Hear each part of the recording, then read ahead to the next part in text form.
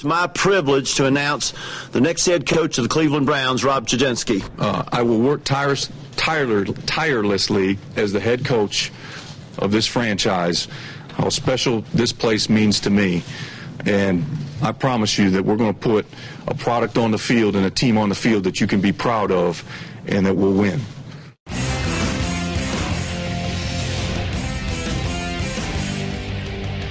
The Cleveland Browns have a new coach, and, you know, they say they weren't looking to make a big splash, and that's a good thing because the hire doesn't make the splash. And look, folks, I'm not trying to help the Cleveland Browns organization convince anyone to believe in Rob Chudzinski. I'm just trying to be realistic.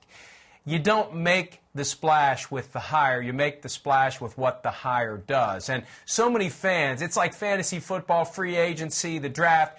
Every fan wants to have that sizzle, that big name, that guy they can point to and say, yeah, that's our coach. But keep this in mind. Bill Cowher, before he became the coach of the Steelers, nobody knew who he was. Before Andy Reid became the coach of the Philadelphia Eagles, nobody knew who he was. Nobody knew who Mike Tomlin. I mean, you know, the people who follow football closely knew who they were, but it wasn't a big name that got people excited. So at a time when Browns fans would have loved to see the team pursue Bill Cowher or John Gruden or Tony Dungy, who isn't coming back, the other two may, Gruden would love to. Gruden would love to be the coach. He'd love to be the coach of anybody right now. Nobody's interested. But the Browns are interested in Rob Chudzinski. So let's give this guy an opportunity to show what he can do. And what makes this hire even more intriguing, this is his third stint with the Cleveland Browns. He's a tight ends coach turned offensive coordinator who has been with the Browns twice before, fired by the Browns twice before, but not because of him necessarily. He was part of regimes that were washed out after they failed. And look, that's what happens at the NFL level.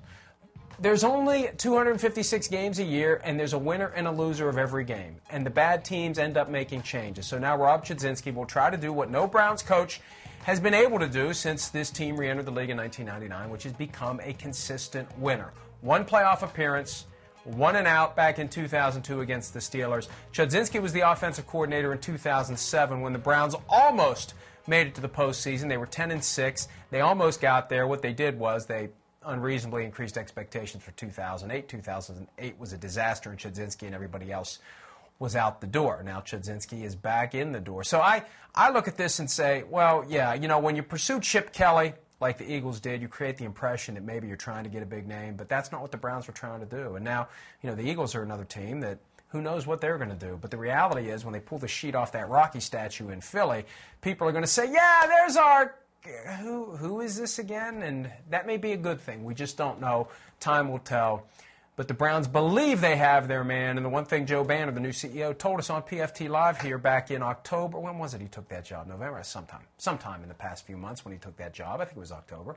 He said once they make this next set of changes, if they make this next set of changes, they're not going to be making changes anytime soon. So get used to it, Cleveland fans. Chudzinski, C-H-U-D-Zinski.